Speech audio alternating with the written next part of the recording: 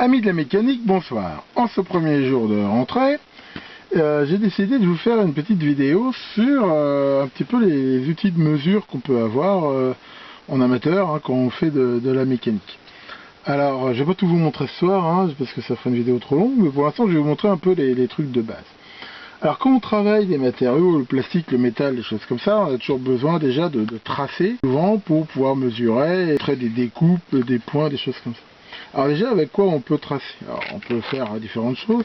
Un outil qui est intéressant, c'est des pointes comme ça au carbure, qui sont très aiguisées, très précises, alors qui peuvent permettre des fois de marquer la matière, mais en la rayant, donc ça c'est un peu gênant, parce qu'après, on ne peut pas l'effacer.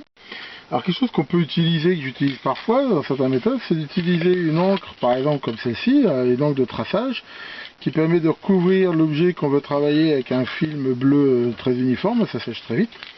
Et après, sans appuyer fort, ça va permettre de tracer, sachant que l'encre après elle s'enlève facilement avec un solvant. Mais bon, tout ça c'est quand même pas ce que j'utilise le plus, même si ça permet de faire des tracés très fins, très précis.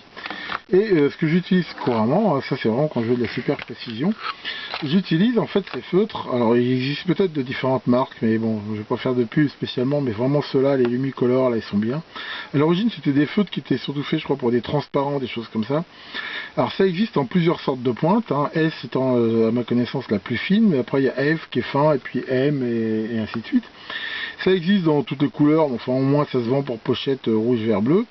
Et c'est permanent, et ça s'enlève très facilement avec de l'alcool à 90, et c'est vraiment terrible. Moi c'est avec ça que je fais toutes mes tracés, mes choses comme ça.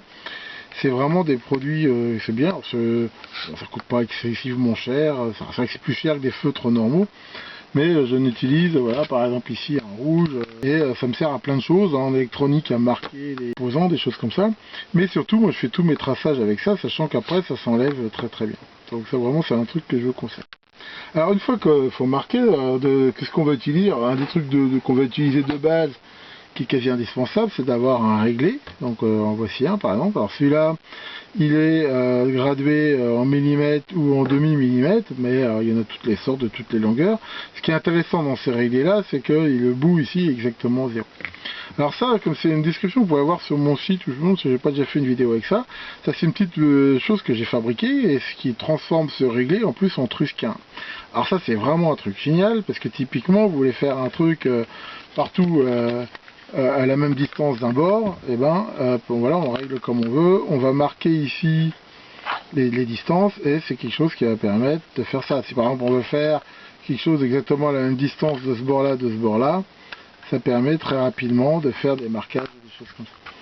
Donc ça, un petit trusquin. Alors on en trouve pour le bois, je n'ai pas tellement vu des métalliques, enfin bon, c'est assez facile de se fabriquer, et c'est vraiment un outil très très sympa. Enfin déjà, on va dire, le truc de base, c'est vraiment le régler comme ça. Alors, après, quelque chose d'indispensable aussi, bien sûr, c'est l'équerre.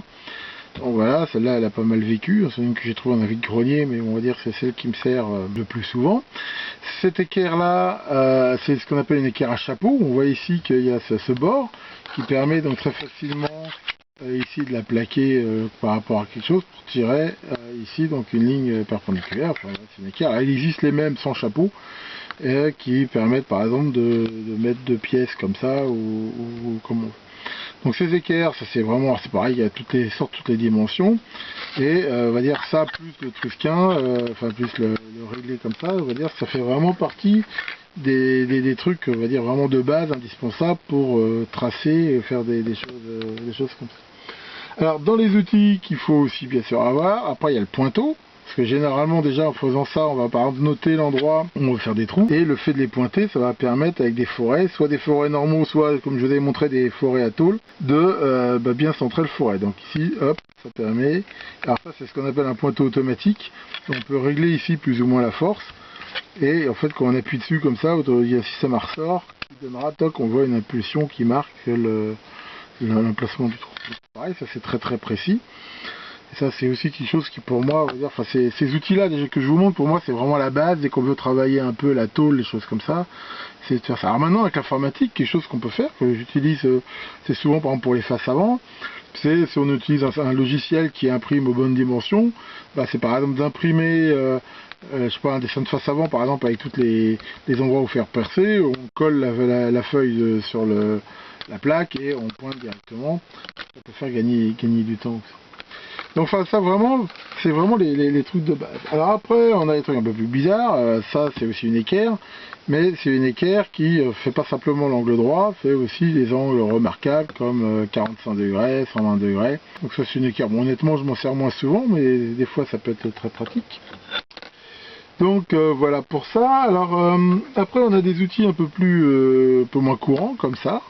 Donc ça c'est quelque chose qui va permettre facilement de tracer le milieu d'un cercle. Imaginons que je veux ici faire un trou au centre de ce haut-parleur. Donc le principe de ça, c'est qu'on va le positionner une première fois comme ça et tirer un trou.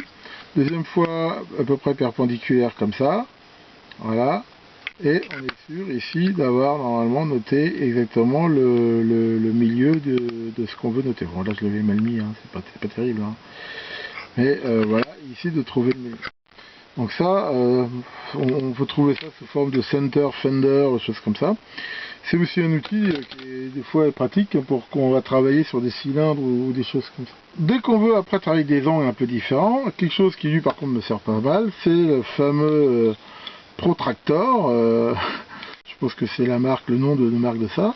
Alors c'est quoi? En fait c'est une équerre réglable, mais ici qui est graduée de façon très précise, c'est une sorte on va dire de super rapporteur, ce qui fait que si à un moment donné par exemple, alors bon, on peut faire 45 degrés mais on peut faire l'angle qu'on veut, et on veut tracer un angle comme ça sur une plaque très facilement, et ben ça permet ici de faire l'angle recherché. Donc ça par contre c'est quelque chose dans mes usinages que j'utilise relativement souvent. Alors c'est vrai que j'utilise très souvent à 45 degrés, d'ailleurs c'est prévu pour, parce qu'il y a vraiment une marque spéciale. Et en même temps, il y a une double graduation qui est sympa, c'est-à-dire qu'ici, ou le 0 ici, ou c'est 180. Donc on peut choisir. Donc ça, on le trouve, je crois, dans les magasins de bricolage, mais sinon on le trouve facilement sur le net. Et vraiment, ça c'est un outil des fois.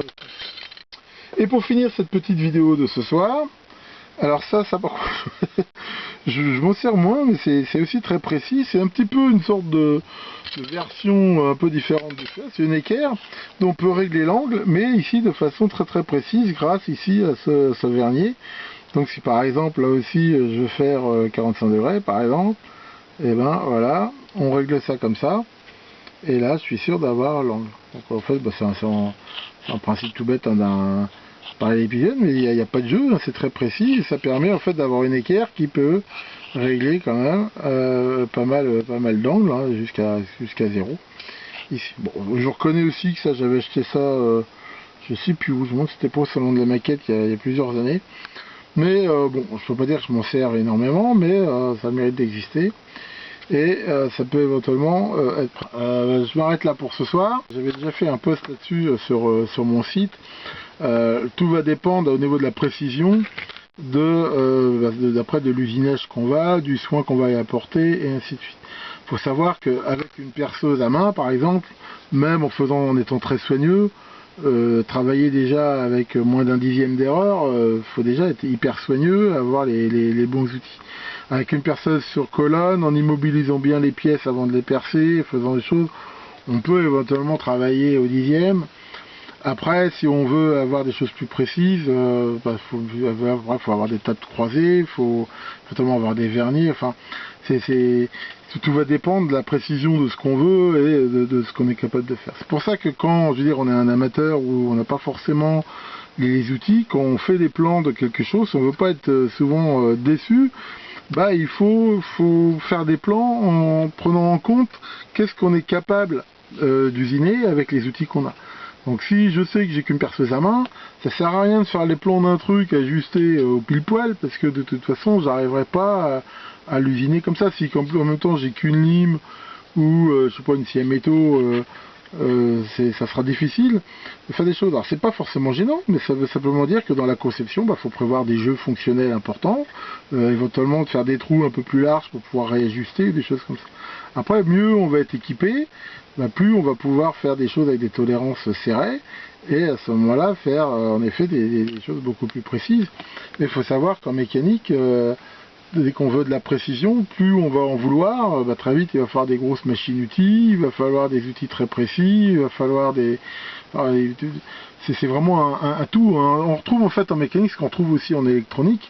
C'est pareil, si on veut commencer, on l'avait vu avec la vidéo sur les références, si on commence à traquer le ppm ou des choses comme ça, c'est un ensemble de choses pour avoir des choses très précises. La mécanique c'est exactement pareil, il arrive un moment où il faut avoir des températures contrôlées, enfin des trucs quasiment pas antisismiques mais presque. Donc tout va dépendre de ce qu'on fait. Mais c'est vrai qu'avec des outils d'un amateur, par exemple, vouloir faire la précision d'une mécanique de montre comme ça, par exemple, à moins d'être vraiment très doué, ça va quand même pas être facile. Donc voilà, c'était cette petite vidéo de rentrée.